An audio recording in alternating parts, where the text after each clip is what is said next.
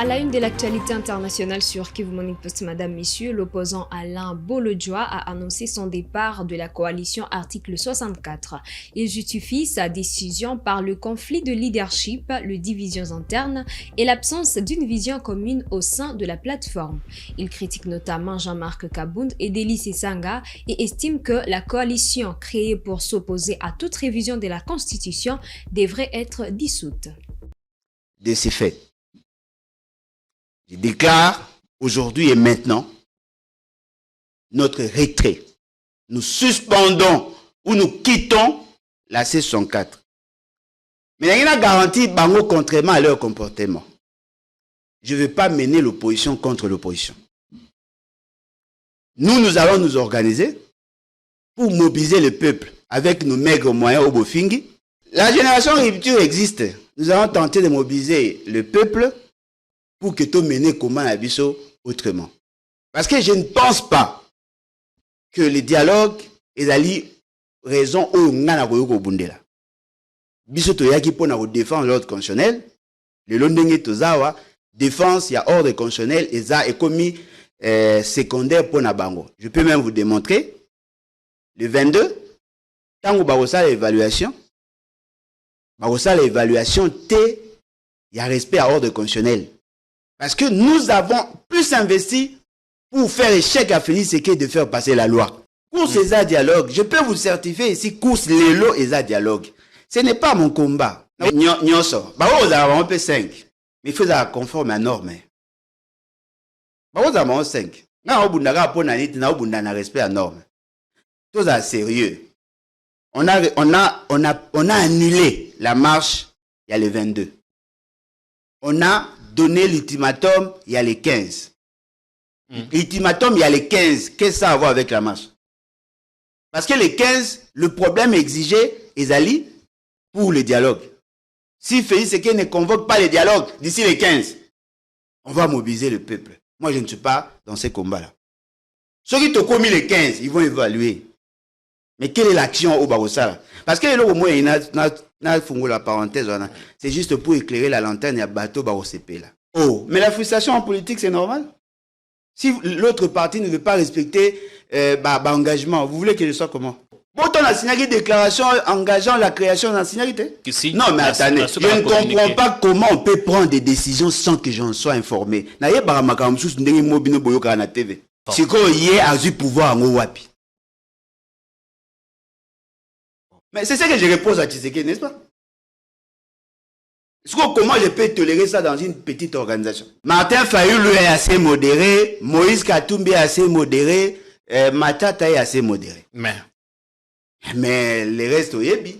Donc, moi je pense que ils sont leaders par rapport à quoi et par rapport à qui?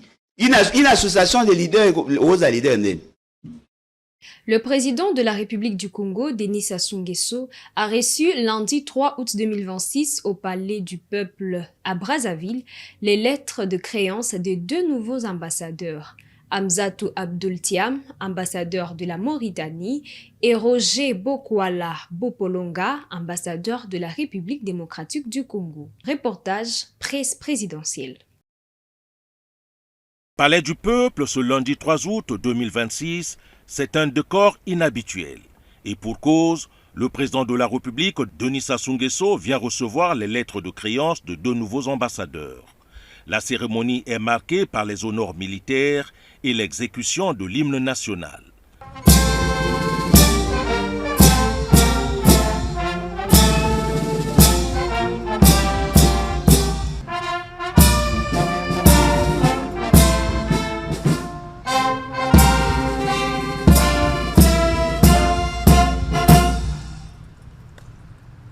Après ce cérémonial, le président de la République est installé dans le salon des ambassadeurs. C'est le début de la présentation des lettres de créance, acte diplomatique solennel par lequel les nouveaux ambassadeurs de la Mauritanie et de la RDC vont remettre officiellement les documents signés par leur chef d'État au président Denis Sassou Nguesso.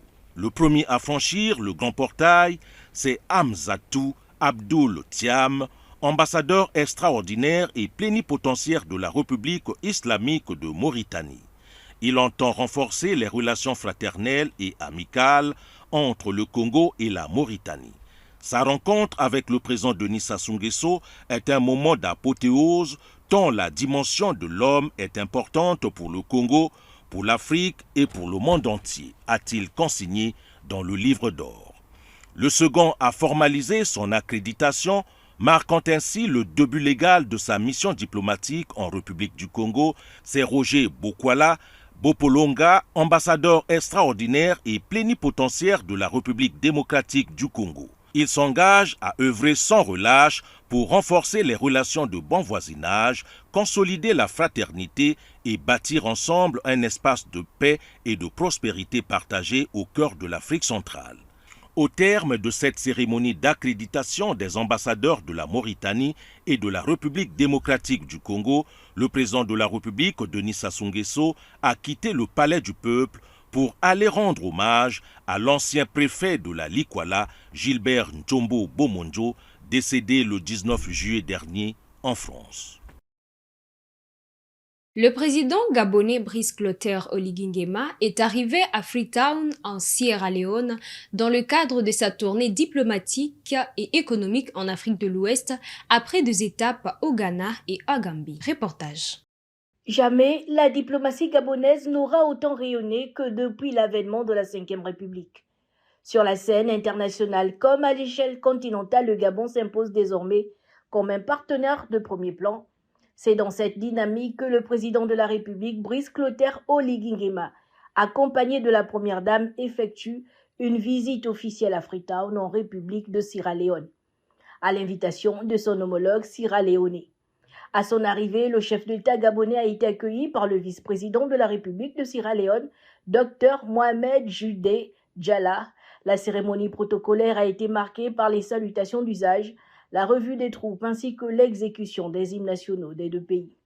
Cette visite officielle illustre la volonté commune de Libreville et de Freetown de consolider leur coopération bilatérale. Les échanges portent notamment sur des secteurs stratégiques tels que l'agriculture, les transports et le développement des infrastructures.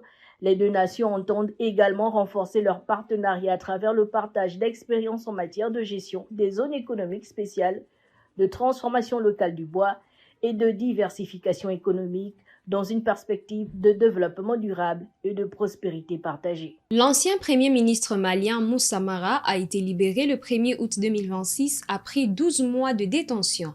Dans une vidéo publiée lundi sur les réseaux sociaux, il remercie le Malien pour leur soutien durant cette épreuve qu'il dit accepter comme relevant du destin et de la volonté divine. L'ancien Premier ministre malien Moussa Mara a recouvré la liberté samedi 1er août 2026 après avoir passé exactement 12 mois en détention. Dans une vidéo de 3 minutes publiée dimanche sur les réseaux sociaux, il remercie l'ensemble du peuple malien pour son soutien dans cette épreuve qu'il considère comme relevant du destin et de la volonté divine. Moussa Mara avait été incarcéré le 1er août 2025 et condamné à 2 ans d'emprisonnement, dont 1 an ferme et 1 an avec sursis, pour des propos publiés sur les réseaux sociaux en soutien à plusieurs personnalités détenues. La libération de l'ancien Premier ministre malien Moussa Mara intervient après l'exécution de la partie ferme de sa peine. Elle ne vaut toutefois ni acquittement ni grâce, la condamnation prononcée à son encontre, dont 1 an avec sursis restant en vigueur après sa confirmation en appel en février 2026. L'affaire remonte au 4 juillet 2025 lorsque Moussa Mara avait annoncé avoir rendu visite à des responsables politiques et acteurs de la société civile incarcérés, dont certains étaient critiques à l'égard des autorités de transition. Dans un message publié en ligne, il leur avait exprimé sa solidarité indéfectible tout en évoquant l'espoir d'un changement politique prochain. Ces propos avaient conduit à l'ouverture d'une procédure judiciaire.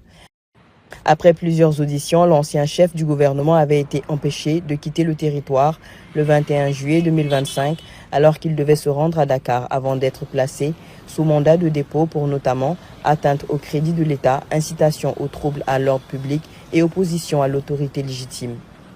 Le 27 octobre 2025, le pôle national de lutte contre la cybercriminalité l'avait reconnu coupable et condamné à 2 ans de prison, dont 1 avec sursis. La Cour d'appel de Bamako avait confirmé cette décision le 9 février 2026, rejetant les arguments de la défense qui contestaient la qualification des faits reprochés. Cette condamnation avait suscité des réactions internationales. Des organisations de défense des droits humains avaient dénoncé une atteinte à la liberté d'expression et appelé à l'annulation de la peine, tandis que les autorités judiciaires maliennes estimaient que les propos poursuivis dépassaient le cadre de la critique politique. Fin de cette actualité internationale, Madame, Messieurs. Merci à vous de nous avoir suivis du début à la fin. Restez connectés pour les prochaines actualités.